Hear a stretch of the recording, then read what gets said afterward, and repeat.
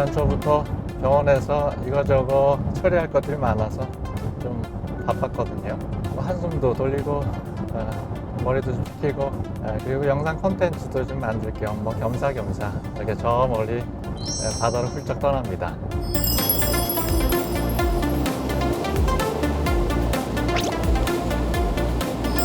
제가 진료실에서 환자분들을 볼 때 스트레스가 원인이 됩니다. 이런 얘기를 좀 종종 합니다. 어떻게 보면 우리는 살면서 항상 스트레스와 함께 이렇게 살아가는 것 같아요. 그런데 중요한 것은 스트레스를 대하는 우리의 자세라고 생각을 해요. 스트레스를 어떻게 받아들이냐에 따라서 우리 인생에서 약이 되기도 하고 독이 되기도 합니다. 이왕 얘기가 나온 김에 오늘은 스트레스에 관련된 얘기 한번 해볼까요?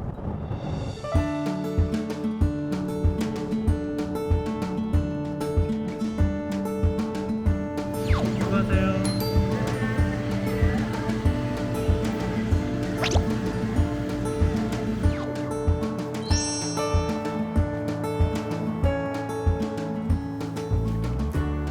잠깐 쉬었다 가려고 커피도 한 잔 뽑았습니다.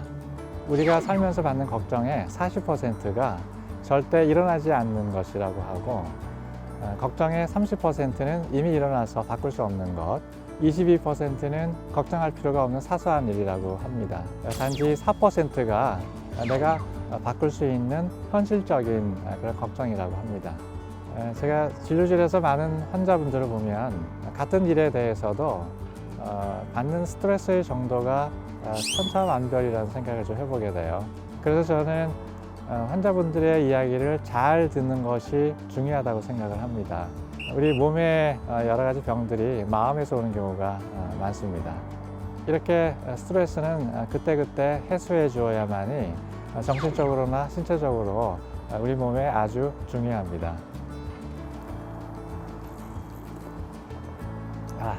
커피 맛도 좋네요.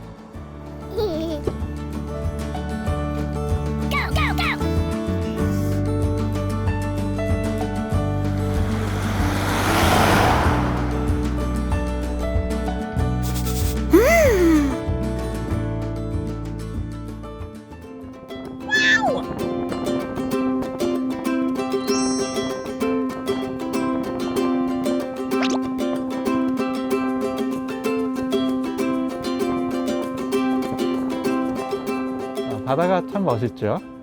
여기는 강원도 고성에 있는 아야진 해수욕장인데요. 오랜만에 와보는 것 같습니다. 많이 바뀌었네요.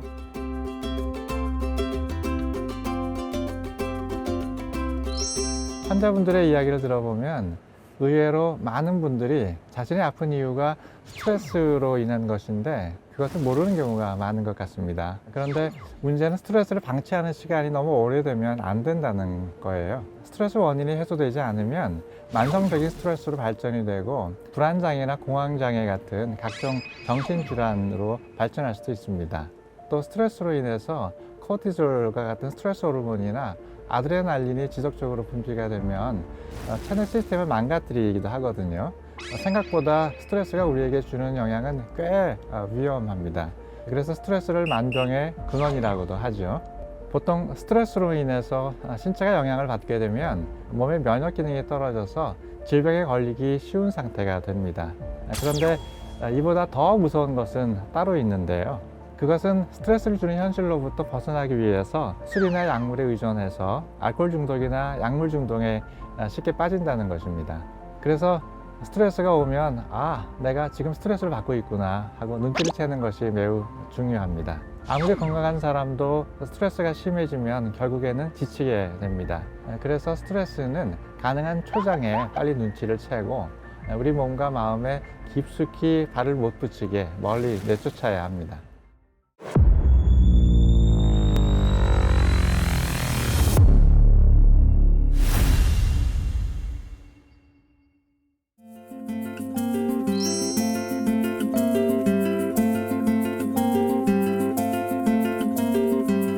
날이 좀 흐리긴 한데 나름 괜찮아요.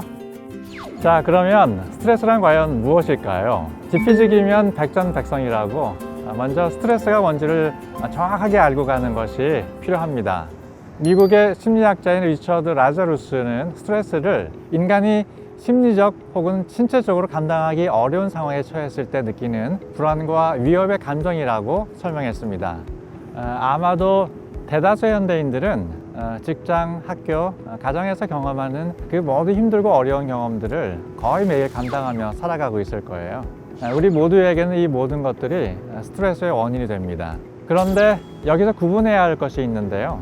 예를 들어서 학생들이 나는 공부하는 것이 스트레스야 라고 말하는 경우와 잔소리하는 엄마 때문에 스트레스가 쌓여 라고 말하는 것에 대한 스트레스의 정의는 서로 다르다는 점입니다. 전자는 스트레스 자극, 즉 스트레스의 원인을 말하는 거고요. 후자는 스트레스에 대한 반응을 의미합니다. 스트레스 반응이라는 것은 불안, 우울, 초조와 같은 심리적 반응이나 식욕 저하와 같은 신체적 반응을 의미합니다. 제 진료실에 오는 많은 환자분들이 이 점을 모르는 경우가 정말 많은 것 같습니다. 환자와 이야기를 길게 나눠보면 아픈 증상의 원인이 스트레스인 경우가 대부분입니다. 이 증상의 원인이 스트레스라고 이야기해주면요, 그럼 대부분은 제에게 수긍하십니다. 본인은 몰랐지만 본인의 상황을 누군가가 잘 들어주고 객관적으로 설명해주면 그때서야 자신에게 스트레스가 있다는 것을 알게 되는 거죠.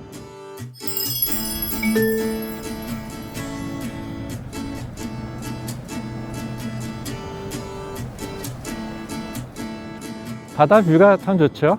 이제 스트레스에 대해서 결론을 얘기할 때가 된 것 같습니다. 지금까지 스트레스가 무엇인지에 대해서 쭉 말씀드렸으니까 그럼 스트레스의 치료 방법도 말씀드려야 되죠.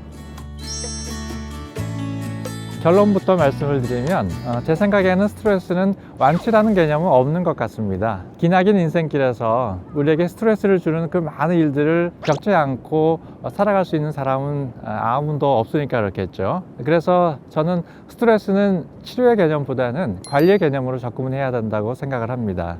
하지만 스트레스의 정도가 심하거나 치료에 대한 시간적 여유가 없다면 정신건강의학과에서 상담을 받아서 약물 치료를 받는 것을 권유드립니다. 단, 그 전에 현재 겪고 있는 신체 증상이 다른 의료적인 문제가 아니라는 것을 확인해야 되겠죠. 그 후에 정신건강의학과 치료를 받으시는 것이 좋겠습니다. 저 같은 경우는 스트레스를 받을 때 여러 가지 방법으로 해소하긴 하는데요. 오늘처럼 멀리를 시키러 가까운 곳으로 여행 떠나는 방법을 가장 선호합니다. 서울대학교 행복연구소의 최인철 교수는 행복의 조건으로 여행을 꼽았는데요. 그 이유가 여행은 행복의 종합 선물 세트와 같아서라고 합니다. 여행을 가면 좋은 곳을 보고 좋은 음식을 먹고 좋은 사람들과 대화를 나눌 수도 있고 적당한 운동을 할 수 있기에 살면서 가질 수 있는 행복 중에 가장 의미 있고 재미있는 행복이라는 것입니다. 제가 자료를 찾다 보니까 요즘에는 치유를 목적으로 여행을 활용하는 경우도 많다고 하는데요. 심리치료의 한 방법으로 여행치료를 활용하는데 이와 관련된 한 연구에서는 여행에는 이미 치유와 위로의 의미가 내포되어 있으며 여행이라는 행위 자체가 삶의 위안이자 치유의 한 과정이라고 할 수 있다고 합니다. 스트레스에 대한 진정한 치료는 자신이 처한 아픔이나 고통을 알고 인정하는 것에서부터 시작해야 한다고 생각합니다. 그런 의미에서 낯선 곳으로의 여행은 객관적으로 자신을 되돌아보고 현실과 마주하는 시간을 가져보는 기회를 줄 수 있기 때문입니다. 바쁘다고 형편이 안 된다고 자꾸 뒤로 미루지 마시고요. 스트레스 원인을 마주하는 가장 좋은 방법 중에 하나인 여행을 떠나보시기를 닥터베가 적극 강추합니다.